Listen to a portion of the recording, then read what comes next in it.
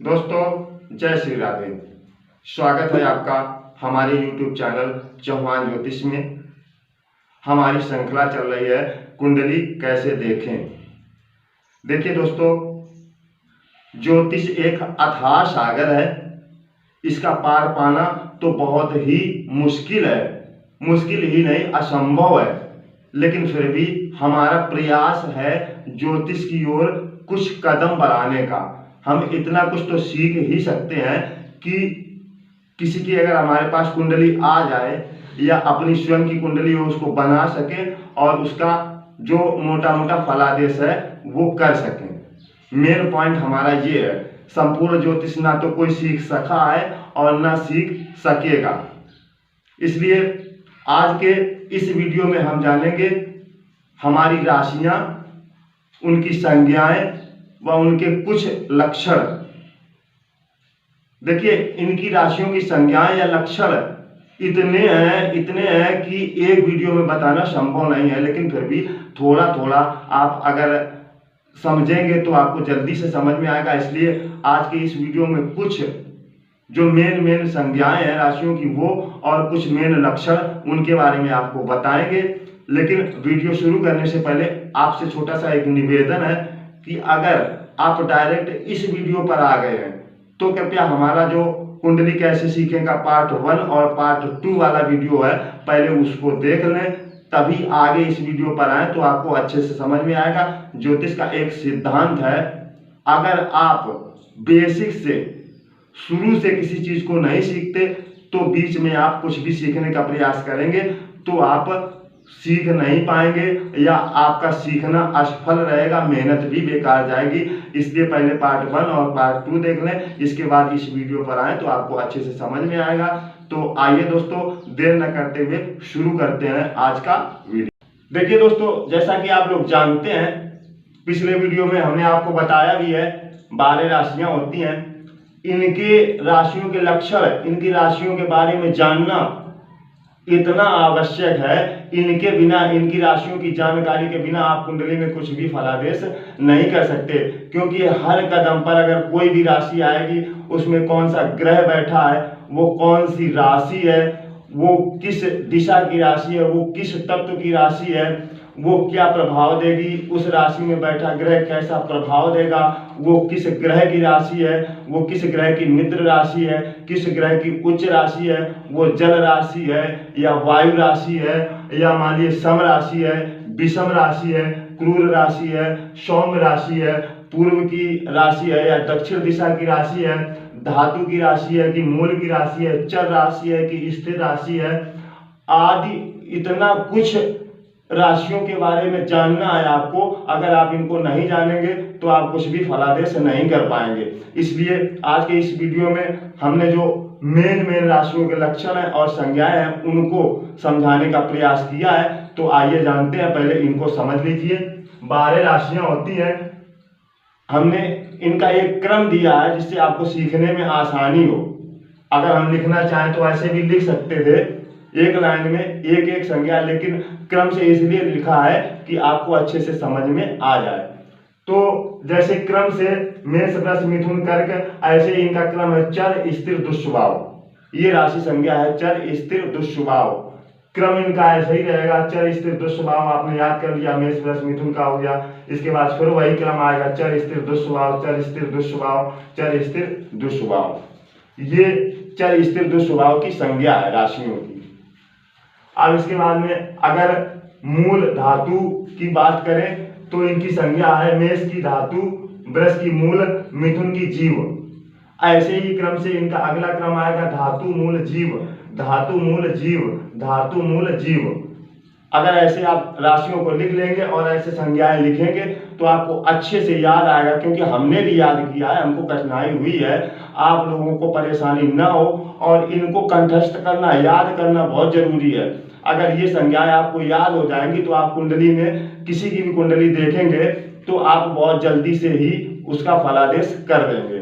तो अगली संज्ञा पर बात करते हैं। राशियों की दिशाएं होती हैं, जो हमारी 4 दिशाएं हैं वो किस राशि की कौन दिशा है वो जानते हैं। मेष की है पूर्व, वृष की है दक्षिण, मिथुन की है पश्चिम और कर्क की है उत्तर।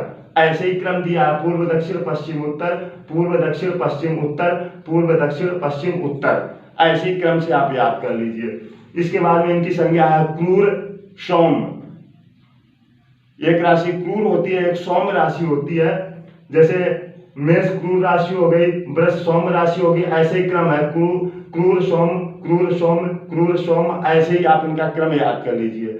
इसके बाद में यही संज्ञा है विषम और सम, क्योंकि ये 1 नंबर की राशि विषम होगी और ये 2 है तो ये सम राशि हो जाएगी। ऐसे ही इनकी संज्ञा है विषम सम, विषम और सम। ऐसे ही इसकी संज्ञा आएगी पुरुष स्त्री।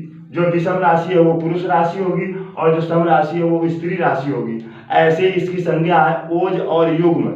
जो विषम राशि है वो ओज राशि होगी और जो सम राशि है वो युग्म राशि होगी। इसके बाद में इनका राशियों का तत्व भी है, जैसे अग्नि पृथ्वी वायु जल। इनका क्रम से ऐसे ही तत्व आएगा, अग्नि पृथ्वी वायु जल, अग्नि पृथ्वी वायु जल, अग्नि पृथ्वी वायु जल। ऐसे आप इनको क्रम से याद कर लीजिए। अब इनका ज्योतिष में फलादेश क्या है, इनका उपयोग क्या है, आइए इसको अच्छे से समझ लेते हैं। इन संज्ञाओं का ज्योतिष शास्त्र में प्रयोजन क्या है।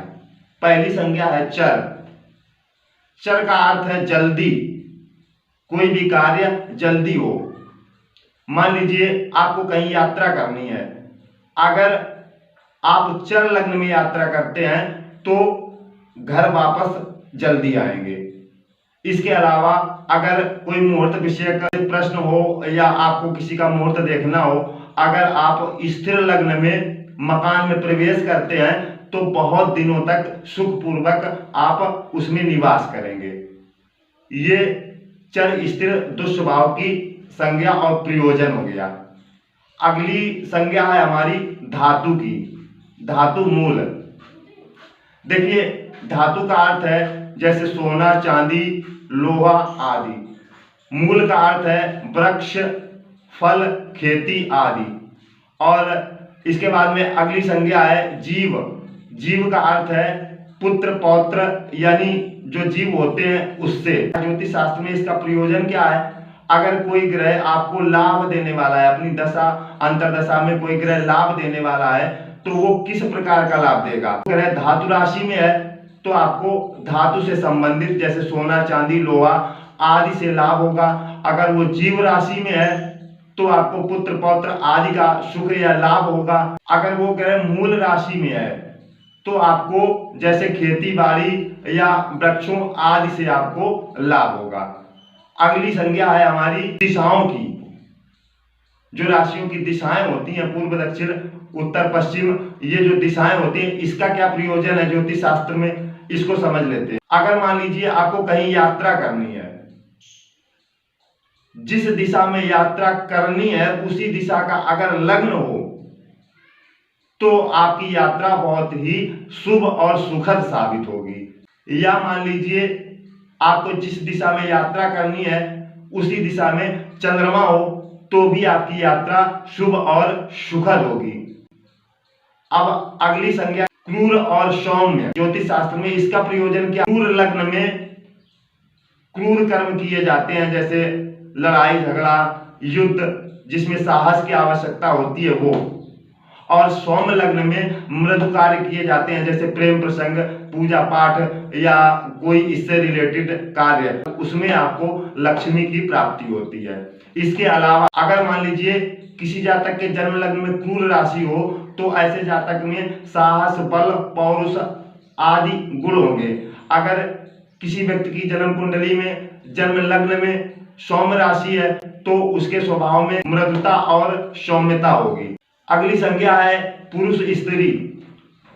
पुरुष राशि में ग्रह होने से जातक ओजस्वी साहसी और पुरुषार्थी होता है। स्त्री राशि में ग्रह होने से जातक मृदु स्वभाव सुखी और भोगी होता है। हमारी अगली संज्ञा है राशियों का तत्व। 4 तत्व होते हैं, अग्नि पृथ्वी वायु जल। इसका ज्योतिष शास्त्र में प्रयोजन क्या है, देखिए अग्नि तत्व और वायु तत्व में, पृथ्वी तत्व और जल तत्व में मित्रता होती है। इसके अलावा अग्नि और जल तत्व को मिला देंगे तो इनमें परस्पर शत्रुता हो जाएगी। इसका प्रयोग स्वामी सेवक वर कन्या गुण मिलान में किया जाता है। अगर दोनों के तत्वों में मित्रता होगी तो ये अच्छा साबित होता है। दोस्तों आज के इस वीडियो में इतना ही, मिलते हैं अगले वीडियो में। तब तक के लिए आप लोग खुश रहिए, मुस्कुराते रहिए। जय श्री राधे।